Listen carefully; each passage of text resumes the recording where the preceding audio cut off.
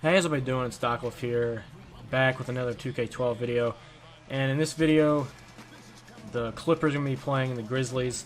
And coincidental enough, this series went to a Game 7 of the first round of the Western Conference between the 4 seed and the 5 seed. So, just oddly enough, I was able to get this game inside of a game of Team Up. And I'm starting to grow on this game mode simply because I played a lot of it on NBA Live, and you can actually go back and look at my uploads and have like NBA Live 10 footage. Oh man, those were the days. Those were the days. But anyways, I'll be CP3, and my minor complaint is that I was only point guard for like 50% of the time. This other guy who was playing the shooting guard position tried to run the show as well, and that never meshes very well inside of a team. And you know, I would like to question their decision-making ability.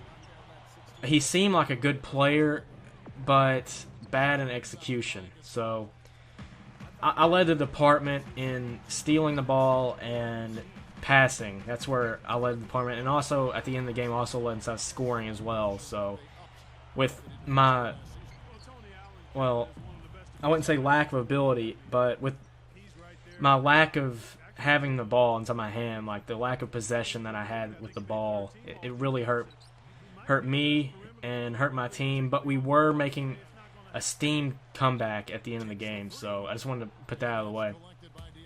But the recent issue in the NBA is flopping. And if you don't know what flopping is, it's basically when an offensive player makes a move and the defensive player reacts, or any sort of reaction that is not legitimate. So let's say, you know, someone that's known for flopping, sort of like Derek Fisher. Maybe you're on offense, maybe on defense. It doesn't matter. If you feel as if you can fake something into making it look real for the officials to call a foul or something, that's flopping. And it's oddly enough that on the Clippers, which I'm pretty sure that you've heard them been called Flop City or stuff like that. And that's because, I'm not going to say any players' names, but a few players on the team, I'm sure it's just like Hollywood because, you know, they're near Hollywood, and Lakers do this too. I've seen Derek Fisher do it while he was inside of LA. I mean, flopping is becoming a league-wide issue, and it needs to be addressed. And David Stern has recently been asked that. Like 3 years ago, they asked David Stern to look into this, and he said that it should be fined. And, you know, I think that's a little bit too harsh, but the league office did not agree with him. Now they want him to look at him again. So this is not David Stern's fault for this issue, but I'm just saying he wants to push this issue out of, and as CP3 dunks the ball, that's very odd for him, but I think they should really look into it. And on an ESPN poll, many people think it should just be a foul, or it's either a personal foul or a technical foul. Nobody really says a fine. Nobody really says anything else as just let it go, because I don't think you should let it go. That's not an option for me. Acting your way into something makes me angry.